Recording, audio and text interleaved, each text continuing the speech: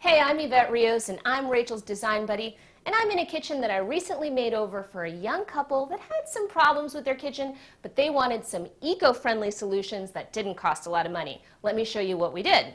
So the first thing was, in every kitchen you want to make sure you've got a nice work triangle. That's the distance between the stove, the sink, and the refrigerator. Before, in the old kitchen, the stove was right up next to the fridge, which doesn't make for a good work triangle, but also is not good for your utility bill. Imagine this, a hot stove next to a cold fridge, not a good combination. So what I did was I created this peninsula here and put the stove right in the middle. So now you've got a nice work triangle between all three spaces. Another one of the problems in the kitchen was a lack of storage space.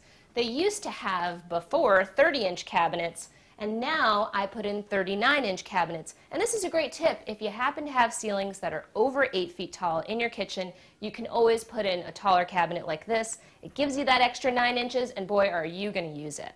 The other thing that we did was, in every little nook and cranny, we added some storage space. Like, check this out. I mean, Lazy Susan's is one thing, but this is pretty awesome. And this is from Ikea. If you happen to have a corner cabinet, you can retrofit something like this into a cabinet you already have. This goes right in and then it slides out, so you use every little inch of space in there. If you happen to have filler panels, and everybody does when you're installing a cabinet, things don't fit just right, so you've got fillers, why not install something like this that makes use of the space behind the filler panel? So here I needed a 6-inch panel to make my cabinets fit, and I put in this cool pull-out spice rack, so now it's not just wasted space, it's actually usable space. And now I want to tell you guys about some of the eco-friendly product I used in this kitchen makeover. Like this countertop, for instance, is actually made of recycled paper. Can you believe it? It's the neatest thing. They actually pulp the paper, they add the pigment to it, and then squish it down with this eco-resin.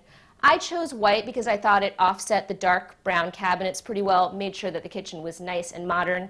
And believe it or not, this stuff is just as hard and just as durable as any other countertop material you can get.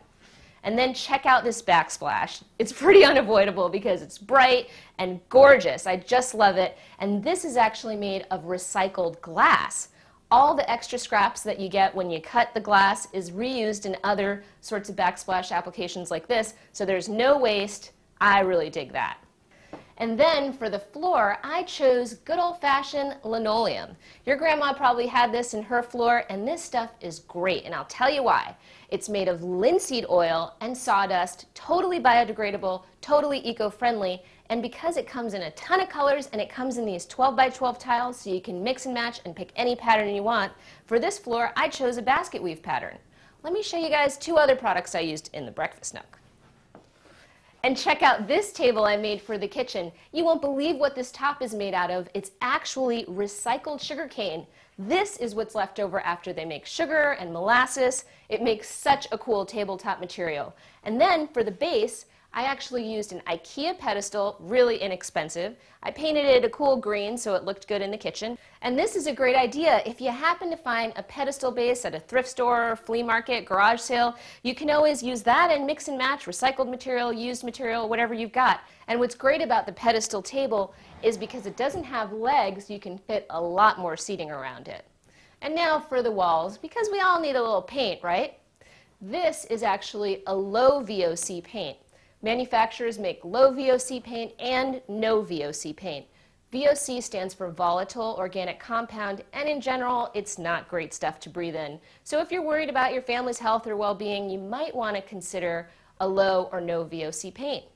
Well, I hope some of my eco tips are useful to you guys and you incorporate them into your kitchen.